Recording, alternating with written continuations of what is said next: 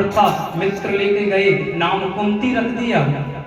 विवाह हुआ, पांडुपति बने, जन्म से पीलिया के मरीज, उनका भी सुख नहीं क्योंकि उन्हें श्राप लगा है, सहवास की कामना से पत्नी के पास जाओगे तुम्हारी मौत हो जाएगी, मृत्यु हो जाएगी। ये तो भला हुआ गुरुआ दुर्वासा ऋषि का, जो कुछ मंत्र देकर के चले गए।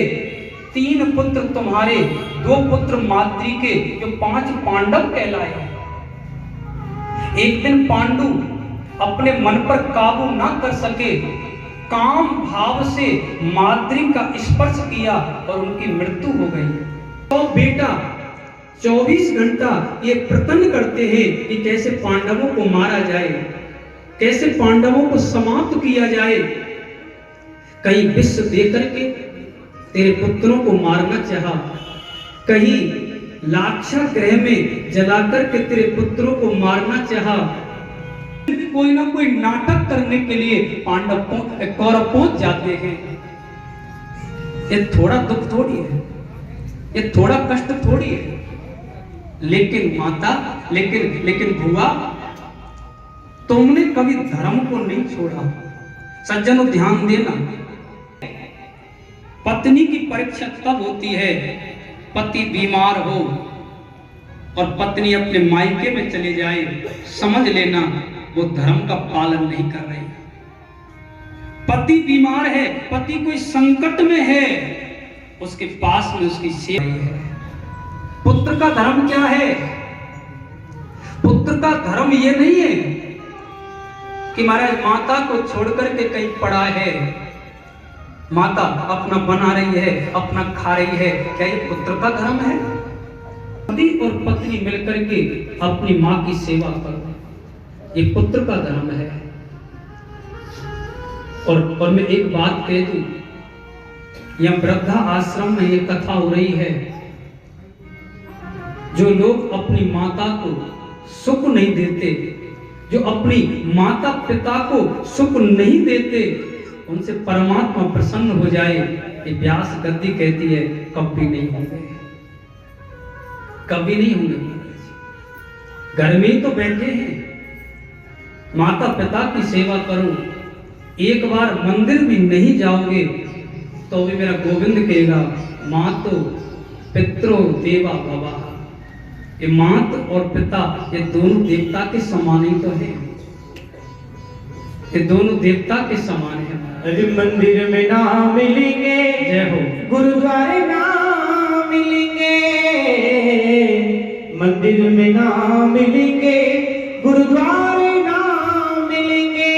अरे घर में ही बैठे हैं भगवान, कर ले माँ को प्रणाम, कर ले पिता को प्रणाम, कर ले माँ को प्रणाम, कर ले पिता को प्रणाम, कर ले माँ को प्रणाम, कर ले पिता को प्रणाम, कर ले माँ को प्रणाम, कर ले पिता को प्रणाम। मंदिर में ना मिलेंगे, गुरुद्वारे ना मिलेंगे, मंदिर में ना मिलेंगे, गुरुद्वारे ना मिलेंगे, मंदिर में ना मिलेंगे,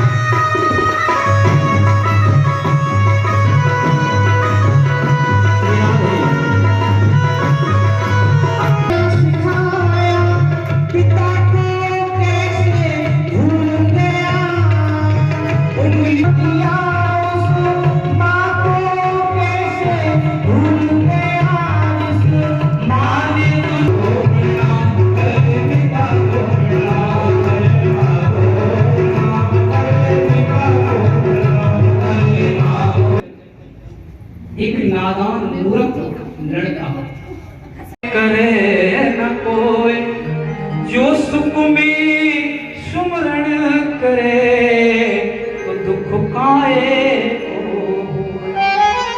ये मेरी व्यासपीठ की अपनी अपेक्षा है, ये मेरे व्यासपीठ की अपनी अपेक्षा है।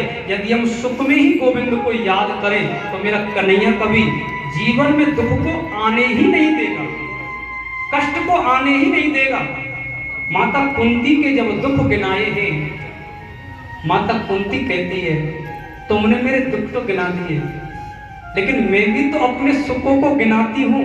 अब देखो माता कुंती ने कन्हैया की उन बातों को कैसे बदल दिया। तुमने कहा कि दुर्वासा ऋषि आए हैं कौरवों के कहने पर, लेकिन दुर्वासा ऋषि आए, तुमने एक बथुआ का तिनका खाया और समस्त ऋषियों का पेट भर गया। उन ऋषियों के शराब से तुमने हमको बचा लिया। बताओ ये दुख है या ये सुख है? अच्छा करी बताओ वो दुख है या वो सुख है? मेरे पांचों पांडवों को, तुम्हारे इन पांचों पांडवों को मारने के लिए कौरव 24 घंटा षड्यंत्र रचते हैं।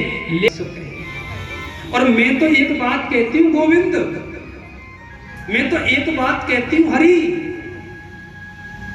तुमने वसुदेव और देवकी की तो रक्षा करी थी, लेकिन उनके पुत्रों को तुम बचा नहीं पाए। कर दी तो बताओ मैं तुम्हें कैसे भूलूं? वो दुख नहीं, वो जीवन का सबसे बड़ा सुख है। और सज्जनों, वास्तव में दुख क्या है, वास्तव में सुख क्या है? ठाकुर जी को भूल जाना ही जीवन का सबसे बड़ा दुख है। मेरे गोविंद को हर परिस्थिति में याद करना ही जीवन का सबसे बड़ा सुख है। कि विपदो नारायण विस्मृति, संपदो नारायण स्मृति। कन्हैया की याद बनी रहे, मेरे गोविंद की याद बनी रहे, यही जीवन का सुख है। और मेरे कन्हैया की विस्मृति जीवन से हो जाए, यही जीवन का सबसे बड़ा दुख है। कवि अपनी भाषा में कहते हैं कि सुख के माथे सिल पड़े, पत्थर पड़े, कि सुख के माथे सिल पड़े, जो हरि हृदय से जाए, बलिहारी बात दुख की, जो पल पल नाम जपाए। हे द्वारकाधीश, ये दुख ही मुझे प्रिय है, ये दुख ही मुझे अच्छा लगता है, जो आपकी पल पल याद कराता है, उनका सबसे बड़ा सुख है। और ध्यान देना, जब कोई नहीं आता, जब कोई नहीं आता, बोल मेरे शाम